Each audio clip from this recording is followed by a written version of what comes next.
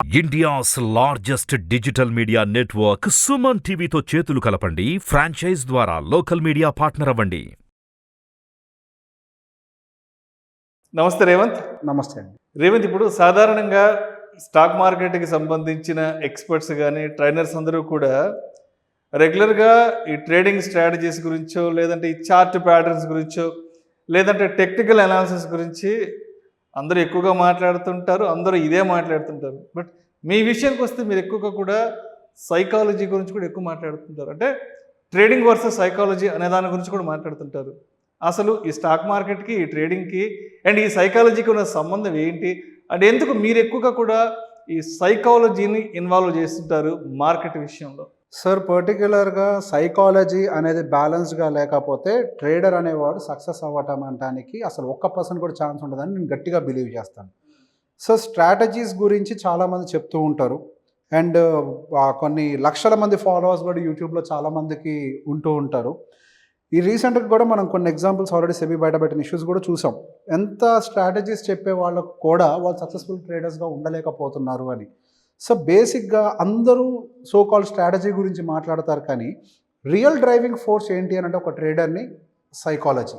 అతను బ్యాలెన్స్డ్గా, డిసిప్లిన్డ్గా ఎవరైతే ఉంటారో, ఎమోషనల్లీ బ్యాలెన్స్డ్గా, డిసిప్లిన్డ్గా ఎవరైతే ఉంటారో వాళ్ళు మాత్రమే ట్రేడర్గా విన్ అవుతూ ఉంటారు. సార్, ఇప్పుడు ఒక కొత్త ట్రేడర్కి, ఒక ప్రొఫెషనల్ ట్రేడర్కి మధ్యలో ఒక పెద్ద చైనా వాల్ ఉంటుంది. ఇప్పుడు చైనా వాల్ యొక్క హైట్ చాలా ఎక్కువ, దాన్ని ఎక్కి దాటడం అంటే డైరెక్ట్గా వాల్ని ఎక్కి దాటడం అనేది నెక్స్ట్ టు ఇంపాసిబుల్, చాలా కష్టంతో కూడుకున్న పని. కానీ అంత పెద్దదానికి కూడా ఉన్న ఒకే ఒక పేరు ఏంటి అని అంటే చైనా వాల్. సో ఇక్కడ ఒక కొత్త ట్రేడర్కి, ఒక ఎక్స్పీరియన్స్డ్ ట్రేడర్కి మధ్యలో ఉండేటువంటి ఒక గోడ ఏంటి అని అంటే that emotions with discipline. Emotional balance అనేది ఒక పెద్ద గోడ కింద ఉంటుంది. వీళ్ళకి స్ట్రాటజీస్ తెలుసు, వీళ్ళకి స్ట్రాటజీస్ తెలుసు, కానీ వీళ్ళు లాస్ మేకింగ్ ట్రేడర్స్గా మిగిలిపోతున్నారు, వీళ్ళు ప్రాఫిట్ మేకింగ్ ట్రేడర్స్గా మిగిలిపోతున్నారు అని అంటే వీళ్ళిద్దరికి మధ్యలో ఉన్నటువంటి వ్యత్యాసం ఏంటంటే they trade with discipline and they balance their emotions. Where they don't trade with discipline, where they lose their emotions. ఇది మాత్రమే సెగ్రిగేట్ చేస్తోంది loss making and profit making ట్రేడర్స్ని. Strategies as I said everyone knows. నేను ఒక ఉదాహరణతో కూడా చెప్పే ప్రయత్నం చేస్తాను. సో ఒక 3 lane హైవే, ఒక మంచి బిజీగా ఉండే హైవే ఉందనుకోండి. విష్ణుని, రేవంత్ని తీసుకొని అక్కడ నుంచోబెట్టారు. మీకు 10 సార్లు అవకాశం ఇస్తాను, ఎన్నిసార్లు ఎవరు రోడ్డు దాడతారో చూద్దామని చెప్పేసి ఒకళ్ళు కాంపిటీషన్ పెట్టారు. సరే, రేవంత్కి వచ్చేసరికి కళ్ళకు గంతలు కొట్టారు, చెవులకి హెడ్ ఫోన్స్ పెట్టేశారు, సౌండ్ కానీ ఏం వినపడకూడదు, కళ్ళకు కూడా ఏం ట్రాఫిక్ వస్తుందో కనపడకూడదు అని. విష్ణుకి వచ్చేసరికి ఒక ఆప్షన్ ఇచ్చారు, మీకు కావాల్సిన టూల్స్ తీసుకోండి, మీరు కావాల్సిన ప్లానింగ్ చేసుకోండి, మీకు కావాల్సిన క్యాలిక్యులేషన్స్ చేసుకోండి అని చెప్పేసి అన్నారు. ఇప్పుడు ఈ 10 సార్లు రోడ్డు దాటే విషయంలో ఎవరు గెలుస్తారు? విష్ణు గెలుస్తాడా, రేవంత్ గెలుస్తాడా? విష్ణువే గెలుస్తాడు. రేవంత్ బై ఎనీ ఛాన్స్ లక్లో దాటితే ఒకసారి ఫస్ట్ టైం దాడతాడు, ఒకసారి మ్యాక్సిమం 2 సార్లు దాడతాడు, 3 సార్లు దాడతారు, నాలుగోసారి యాక్సిడెంట్ అయితే ఫస్ట్ ఒక చెయ్యి ఇరుగుద్ది, 5ఓసారి యాక్సిడెంట్ అవుద్ది, ఇంకో చెయ్యి ఇరుగుద్ది, 6ఓసారి యాక్సిడెంట్ అవుద్ది, కాలు ఇరుగుద్ది, 7ఓసారి యాక్సిడెంట్ అవుద్ది, ఇంకో కాలు ఇరుగుద్ది. అట్లా నీ ఒళ్ళంతా డ్యామేజ్ అయిపోయి అసలు మార్కెట్లో లేకుండా పోతావు. వీళ్ళిద్దరికి మధ్యలో ఉన్న డిఫరెన్స్ ఏంటి అని అంటే ఒక ప్రొఫెషనల్ ట్రేడర్ మార్కెట్లోకి ఒక ట్రేడ్ని తీసుకోవడానికి వెళ్ళే ముందు హీల్ హ్యావ్ హిస్ క్యాలిక్యులేషన్. మనం ఎందుకు తీసుకుంటున్నాము ఈ ట్రేడ్ని, ఎప్పుడు ఎగ్జిట్ అవ్వాలనుకుంటున్నాము, ఎప్పుడు ప్రాఫిట్ని బుక్ చేసుకోవాలనుకుంటున్నాము అన్న దాన్ని వాళ్ళకి ఏదైతే స్ట్రాటజీ ఉంటుందో దానికి స్టిక్ అయి ఉంటారు. వాళ్ళ డిసిప్లిన్ ఎంత స్ట్రాంగ్గా ఉంటుంది అని అంటే వాళ్ళకి ఎమోషనల్గా నేను లాస్లోకి వెళ్ళిపోతున్నానన్న ఫిగర్స్ చూపిస్తున్నప్పటికీ భయపడకుండా వాళ్ళు ఏదైతే స్ట్రాటజీని నమ్ముకొని ఉన్నారో ఆ స్ట్రాటజీకి స్ట్రిక్ట్గా స్టిక్ అయిపోయి ఉంటారు. ఎటువంటి పరిస్థితుల్లో కూడా in between of the trade they don't make any changes. దీన్ని ఒకసారి మళ్ళీ మన ఎగ్జాంపుల్లోకి తీసుకెళ్ళి చెప్తాను నేను. విష్ణు రోడ్డు క్రాస్ చేస్తున్నాడు. విష్ణు ఫస్ట్ లైన్ సక్సెస్ఫుల్గా ఆయన లెక్క ప్రకారం దాటేశాడు. ఒక 45 seconds టైం ఫ్రేమ్ పెట్టుకున్నాడు దాటడానికి. Line 1 15 seconds, line 2 15 seconds, line 3 15 seconds. Line 1ని కరెక్ట్గానే 15 secondsలో దాటాడు, లైన్ 2 15 secondsలో కూడా దాటాడు. లైన్ 3 15 secondsలో దాటే టైంకి వెనక నుంచి ఎవరో అరుస్తారు, అరే నాయన స్పీడ్గా పరిగెట్టు లేకపోతే దాటలేవు నువ్వు, కారు వచ్చి గుద్దేస్తుందని ఎవడో చెప్తాడు మీకు. All of the sudden me calculation ప్రకారం అక్కడికి కారు 40 secondsలో వస్తుంది. ఓకేనా? మీరు మీ క్యాలిక్యులేషన్ ప్రకారం మీడియం స్పీడ్ తోటి వెళ్తే కారు 40 secondsకి వెళ్ళాక మీరు 41th secondకి రోడ్డు క్రాస్ చేస్తారు. వీడు చెప్పిన హడావిడి వల్ల మీరు సప్మని వెళ్ళిపోతారు. 40th secondకి కారు వచ్చే టైం మీరు వెళ్ళే టైం అవుతుంది, హిట్ అవుతుంది. ఇట్లాంటివే మనకున్నటువంటి యూట్యూబ్ ఛానల్స్, ఇవే మన డిసిప్లిన్ డిస్టర్బ్ చేస్తూ ఉంటాయి. ఇప్పుడు మీరు ఒక స్ట్రాటజీ తోటి మీరు ప్లాన్ చేసుకొని స్లోగా వెళ్తూ ఉన్నారు మీ బండి మీద, అంటే మీరు మీ ట్రేడ్ని ప్లాన్ చేసుకొని వెళ్తూ ఉన్నారు. ఎవరో వచ్చి మీ ప్రాఫిట్ని యాక్సలరేట్ చేయండి, మీ ట్రేడ్ని స్కాల్పింగ్ చేయండి, మీ ట్రేడ్ని ఇంట్రాడ్ చేయండి అని ఆల్ ఆఫ్ ద సడన్ చెప్తూ ఉంటారు. మీకు అవన్నీ మైండ్లో మోగుతూ ఉంటాయి ట్రేడ్ చేసేటప్పుడు. అరే ప్రాఫిట్లో ఉంది ఇందాక ప్రాఫిట్ని బుక్ చేసి ఉంటే అయిపోయింది, ఇప్పుడు లాస్లోకి వెళ్ళిపోయింది, వాడు చెప్పింది కరెక్టే, నేను బుక్ చేసి ఉంటే అయిపోయిందని మీరు అనుకోకుండా బుక్ చేస్తారు. మీకు తెలియని విషయం ఏంటంటే ఆపోజిట్ సైడ్ నుంచి పెరిగే లాస్ అనేది దారుణంగా పెరిగిపోతూ ఉంటుంది. మీకు ఎప్పుడైతే ఒక స్ట్రాటజీ మీరు అనుకున్న దానికి కనుక ఇందాక మీరు వేసుకున్న క్యాలిక్యులేషన్కి ఫిక్స్ అయ్యి ఉంటే మీ ప్లాన్ ప్రకారం రోడ్డు దాటేవాళ్ళు. మధ్యలో ఎవడొచ్చి చెప్పడం వల్ల మీరు స్పీడ్గా దాటినా మీకు కార్ హిట్ అవుతుంది, స్లోగా దాటినా కార్ హిట్ అవుతుంది. ఎంతలో దాటాలో అది మీకు మాత్రమే తెలుసు.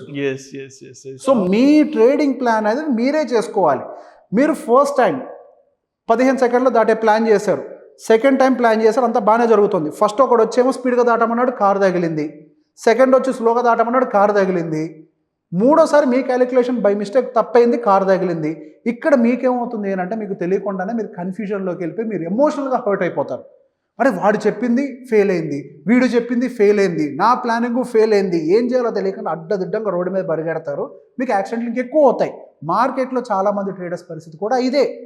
నిన్న ఏమో ఒక ఛానల్ స్ట్రాటజీని ఫాలో అవుతారు, ఇవాళేమో ఇంకో ఛానల్ స్ట్రాటజీని ఫాలో అవుతారు, రేపేమో ఇంకేదో ఛానల్ స్ట్రాటజీని ఫాలో అవుతారు. ఫైనల్గా వాళ్ళకి ఏది ఫాలో అవ్వాలో తెలియక ఎమోషనల్గా హిట్ అయ్యి అన్నిటినీ క్లబ్ చేసి అన్ని వైపులో లాస్ బుక్ చేసుకుంటూ వెళ్ళిపోతారు. If I'm not wrong 99% of the new beginning traders ఇలానే ఎమోషనల్గా హర్ట్ అవుతూ ఉంటారు. మీరు ఏదో ఒక్కదాన్ని పట్టుకోండి, మీరు దాని మీద కన్సిస్టెంట్గా వెళ్తూ ఉండండి. ఈవెన్ దో మీరు 10 సార్లు రోడ్డు దాటేటప్పుడు మీ క్యాలిక్యులేషన్ తప్పే 1-2 సార్లు మీ కారు హిట్ అవ్వచ్చు, కానీ మీరు 8 సార్లు దాటుతారు. మీకు 10 సార్లు ఛాన్స్ ఎందుకు ఇచ్చాము? మీరు ఎన్ని ఎక్కువ సార్లు దాటగలుగుతారు విత్ యువర్ క్యాలిక్యులేషన్ అని. ఇక్కడ మీ చేతిలో ఉన్న ఆయుధం ఏంటి అని అంటే మీ క్యాలిక్యులేషనే. అట్లా అని చెప్పేసి వాళ్ళు చెప్పినా మీరు ఫాలో అవ్వద్దంటే అవ్వద్దు, అవుట్రేట్గా అవ్వద్దు. అసలు వినకండి వాళ్ళు చెప్పేవి. వింటే మీ మైండ్లో మూగుద్ది, అది వినకపోతే మీరు మీ దాని మీదే డిపెండ్ అయి ఉంటారు, మీ స్ట్రాటజీనే మీరు ఫాలో అవుతారు. మీరు మీ చెవిలో పడ్డదనుకోండి ఇంకొక చెత్త స్ట్రాటజీ వచ్చి, మీ ట్రేడ్ చేసేటప్పుడు మీకు తెలియకుండానే అది ఇంపాక్ట్ చేయడం మొదలు పెడుతూ ఉంటుంది. You have to always remember, Chiranjeevi, Balakrishna, వీళ్ళిద్దరూ చేసేది యాక్టింగే. కానీ చిరంజీవి లాగే చేయాలి, బాలకృష్ణ లాగే వర్కింగ్ వాళ్ళది ఉంటుంది. వాళ్ళు అలా చేస్తేనే వాళ్ళకి హిట్ వస్తుంది. అలానే నువ్వు నీలాగా ట్రేడ్ చేస్తేనే నీకు హిట్ వస్తుంది. ఇప్పుడు గుర్రాలు ఉంటాయి, క్యారవాన్స్ని క్యారీ చేసే గుర్రాలు వేరుంటాయి, రేసింగ్కి వెళ్ళే గుర్రాలు వేరుంటాయి. క్యారవాన్ క్యారీ చేసే గుర్రాన్ని రేసింగ్కి వెళ్ళమంటే వెళ్ళగలుగుతుందా? రేసింగ్కి వెళ్ళే గుర్రాన్ని బరువులు మోయమంటే మోయగలుగుతుందా? స్ప్రింట్ రేసర్ని మ్యారథాన్ రేసర్లో పార్టిసిపేట్ చేస్తే గెలవగలుగుతాడా? మ్యారథాన్ రేసర్ స్ప్రింట్ రేసర్లో గెలవగలుగుతాడా? వీళ్ళిద్దరూ రేసర్లే, ఇవి గుర్రాలే, వీళ్ళు యాక్టర్సే.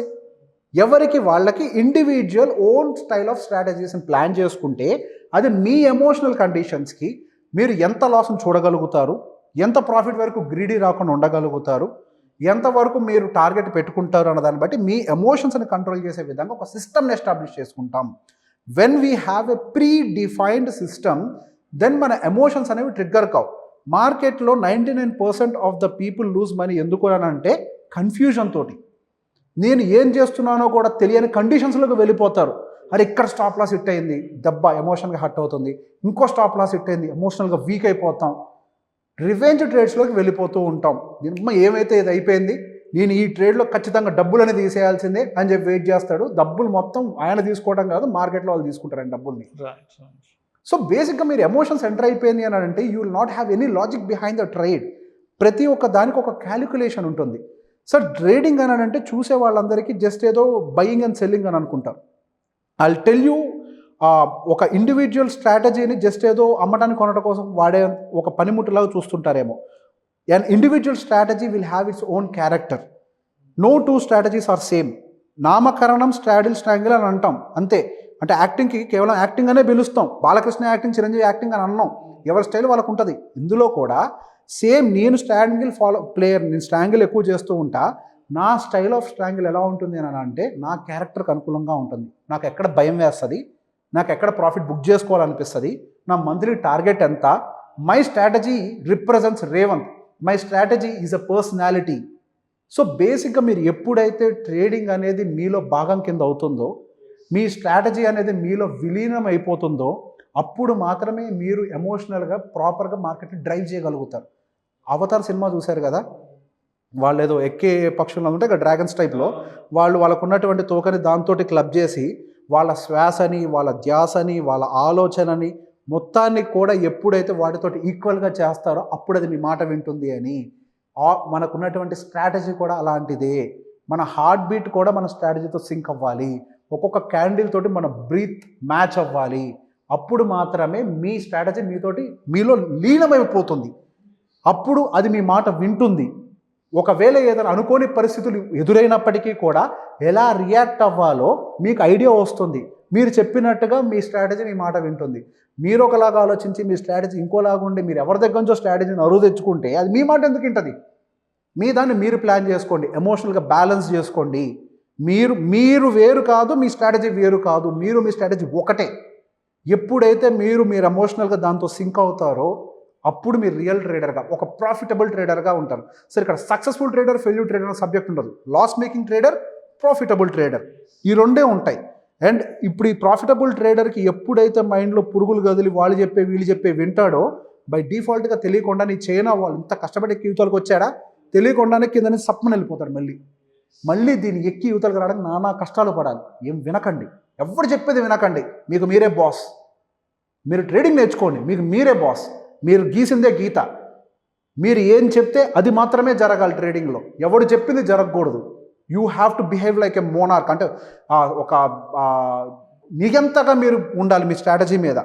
ఎవరు చెప్పేదాంతో మీకు సంబంధం ఉండకూడదు. ఎవరు ఎన్ని వ్యూస్ అయినా చెప్పనియండి, మీరు మాత్రం మీ స్ట్రాటజీనే ఫాలో అవ్వాలి. వాళ్ళు చెప్పింది ఆ సమయానికి మాత్రమే రైట్ అవుతుంది. కానీ తర్వాత మీరు ఫాలో అయితే ఇందాక నేను చెప్పిన రోడ్ యాక్సిడెంట్ లాగే ఎంత క్యాలిక్యులేషన్ ఉన్నోడికైనా కానీ మధ్యలో ఎవడని వచ్చి డిస్టర్బ్ చేస్తే ఈ రోడ్ యాక్సిడెంట్ లాగా ట్రేడర్ కూడా రోడ్ యాక్సిడెంట్ గురవుతాడు.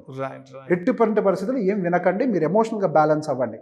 డెఫినెట్గా దీని మీద అసలు ఎమోషన్ బ్యాలెన్స్ ఎలా చేయాలన్నది కూడా డెఫినెట్గా ఒక టైంకి ఒక చేద్దాం మనం. నెక్స్ట్ అంటే ట్రేడింగ్ వర్సెస్ సైకాలజీ మీద ఒక సిరీస్ ప్లాన్ చేద్దాం. ఎస్, బేసిక్గా సబ్జెక్ట్ ఈ స్ట్రాటజీలు వదిలేయండి sir. Strategies, chart patterns, technical గా అసలు సైకలాజికల్గా మనం ఎలా స్టెబిలిటీగా ఉండాలనే దాని మీద కూడా మనం ఒక సిరీస్ చేద్దాం. Psychology always plays a key role.